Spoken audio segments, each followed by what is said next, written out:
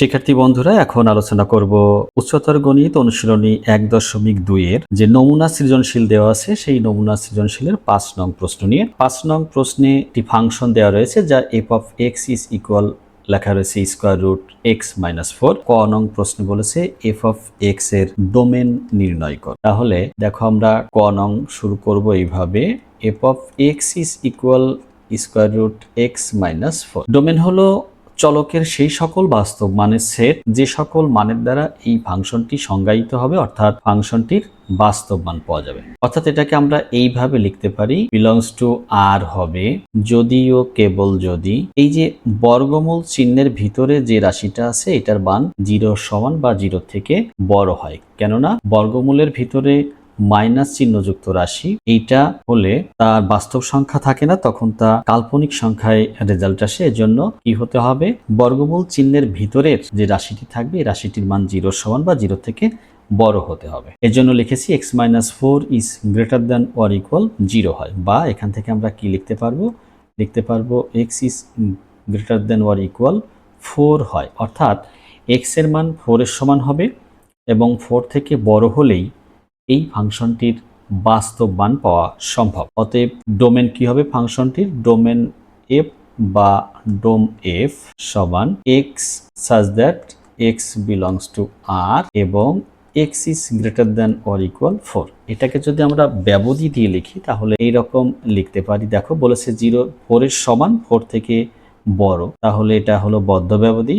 4 এর সমান 4 থেকে বড়, কত বড়, এটা অসীম পর্যন্ত যাবে, এই জন্য ইনফিনিটি লেখা হয়েছে এবং ইনফিনিটিতে সবসময় খোলা ব্যবধি বসে, এটা নির্দিষ্ট কোনো সংখ্যা নির্দেশ করে না, তাই খোলা ব্যবধি। তাহলে এটাই হলো ফাংশনটির ডোমেন। খ নং অপশনে বলেছে f of x এক এক ফাংশন কিনা তা নির্ধারণ করো। এখন এক এক হতে গেলে ডোমেনের ভিন্ন সদস্যের প্রতিবিম্ব বা রেঞ্জ কি হতে হয়, সবসময় ভিন্ন হতে হয়, তাহলে ফাংশনটি এক এক হয়।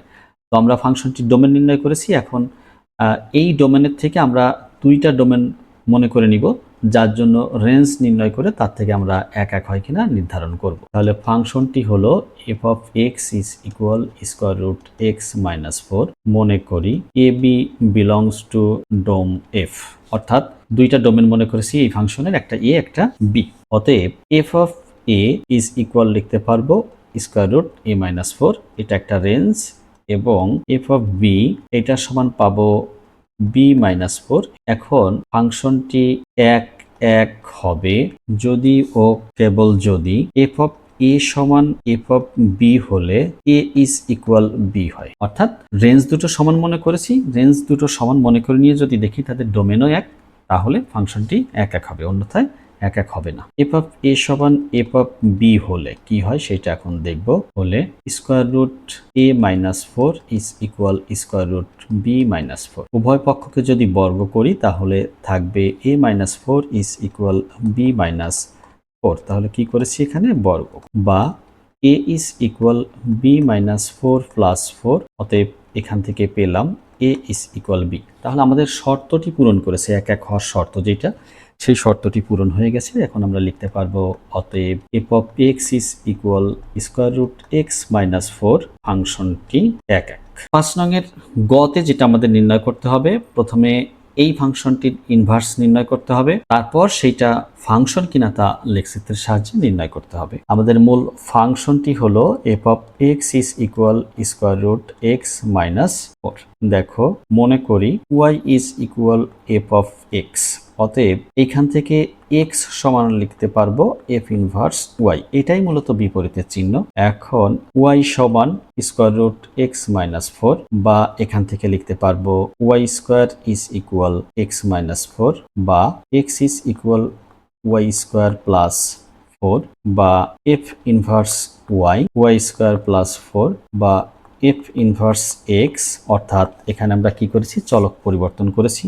চলক পরিবর্তন করলে পাবো x স্কয়ার প্লাস 4, চলক পরিবর্তন করে। যেহেতু মূল ফাংশনটি রয়েছে x চলকের মাধ্যমে, তাই বিপরীত ফাংশনটি x চলকের মাধ্যমে দেখানোর জন্যই চলক পরিবর্তন করা হয়েছে। এখন আমাদের দেখতে হবে এই f ইনভার্স x যেটা, এটা ফাংশন কিনা লেখচিত্রের সাহায্যে। তো তাহলে আমাদের কি করতে হবে, এর জন্য আমরা লেখচিত্র অঙ্কন করব। x স্কয়ার প্লাস 4 এর জন্য যে লেখচিত্র আসে সেই লেখচিত্রটি এখন অঙ্কন করব। আমরা এই এফ অফ এক্স ফাংশনের যে বিপরীত ফাংশন সেটা পেয়েছি F inverse x is equal x square plus 4। এখন কি করব, এক্স এর কয়েকটি মানের জন্য এফ ইনভার্স এক্স বা এটাকে যদি বলি ওয়াই এর মান নির্ণয় করে লেখের কয়েকটি বিন্দুর স্থানাঙ্ক নির্ণয় করি। এখন আমরা একটা ছক তৈরি করব। এটা এক্স এবং এটা y is equal f inverse x.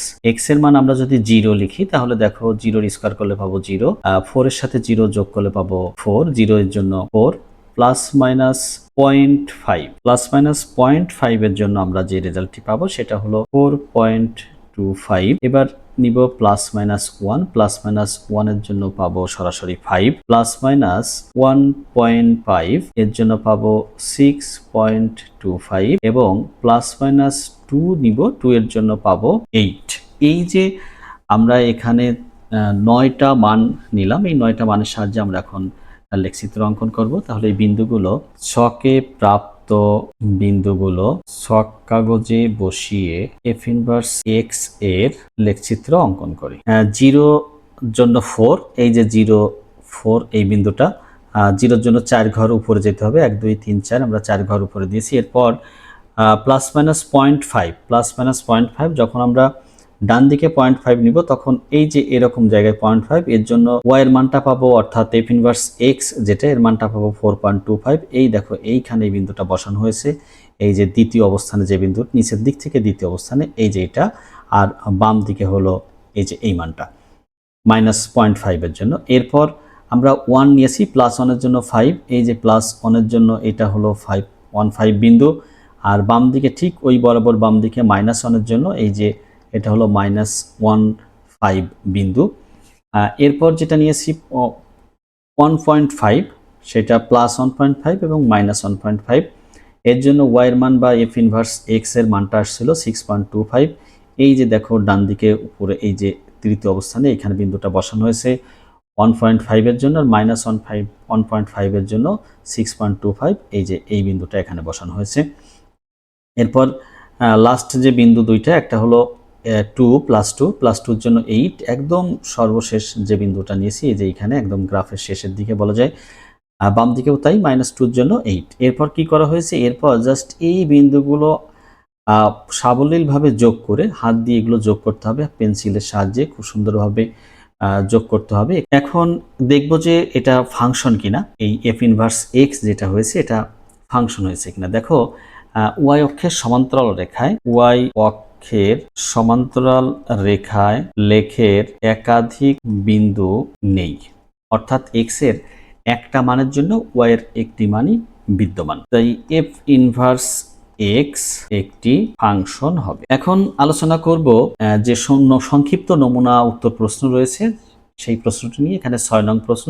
6 এর ক তে দেখো একটি অন্বয় দেওয়া আছে এস অন্বয়টি বর্ণনা করা আছে এরকম -2 7 -1 2 0 1 1 2 লাস্ট হলো 2 7। বলেছে এস ইনভার্স ফাংশন কিনা ব্যাখ্যা করো। তাহলে দেখো অতএব এস ইনভার্স যদি আমরা লিখি তাহলে কেমন হয়, এটা জাস্ট এই ডোমেন এবং রেঞ্জ চেঞ্জ হয়ে যাবে। অর্থাৎ দেখো প্রথমটা আছে -2 7, এটা হয়ে যাবে 7 -2, প্রথম ক্রমজোড়টি এরকম হবে, দ্বিতীয়টা হবে 2 -1, দ্বিতীয়টি হবে 1 0। দেখো সবগুলো পরিবর্তন হয়ে যাচ্ছে, এটা হবে 2 1 ছিল 1 2 হয়ে যাবে 2 1, এটা হবে 7 2। দেখো এস ইনভার্স এই যে অন্বয় এটা ফাংশন কিনা, ফাংশন হতে হলে সদস্য যে ক্রমজোড়গুলো আছে এর প্রথম উপাদান সবসময় কি হতে হবে, ভিন্ন হতে হবে। আমরা দেখছি যে একাধিক ক্রমজোড়ে একই প্রথম উপাদান রয়েছে, তাই এস ইনভার্স কি হবে না, ফাংশন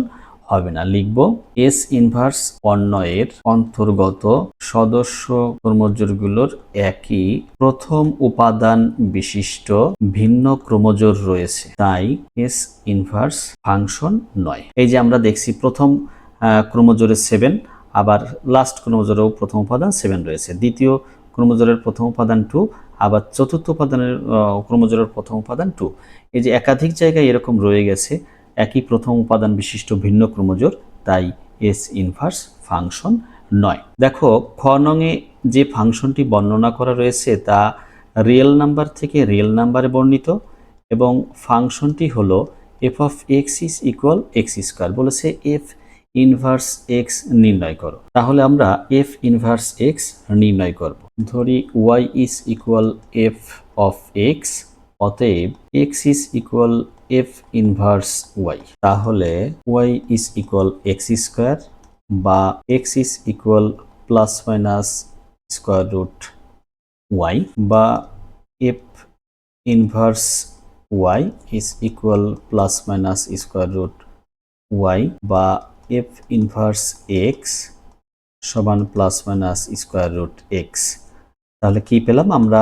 এফ ইনভার্স এক্স যেটা পেলাম সেটা হলো আমাদের এরকম plus minus square root x. এটা হলো এফ অফ এক্স এর যে বিপরীতকরণ করতে বলেছে, বিপরীত করলে যা হয় সেটা আমরা নির্ণয় করেছি। এটাই ছিল ক নং প্রশ্নের উত্তর। গ নং প্রশ্নে রয়েছে এস একটি অন্যয়, অন্যয়ের লেখচিত্র অঙ্কন করে এটি ফাংশন কিনা ব্যাখ্যা করো। তাহলে এস অন্যয় বর্ণনাকারী সমীকরণ 2x minus y plus 6 is equal 0, বা এখান থেকে আমরা লিখতে পারি এরকম y is equal 2x plus 6। এখন কি করব?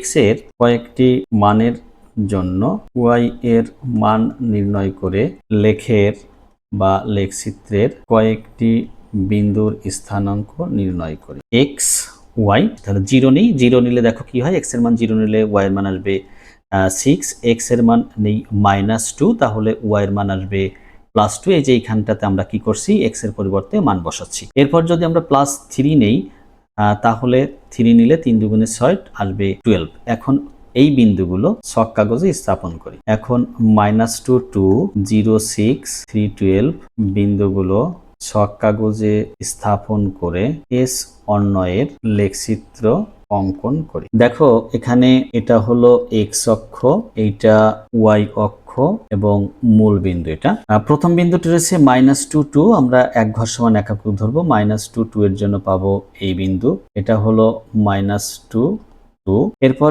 0 6 0 এর জন্য 6 ঘর যেতে হবে উপরের দিকে, তাহলে এটা হলো 0 6।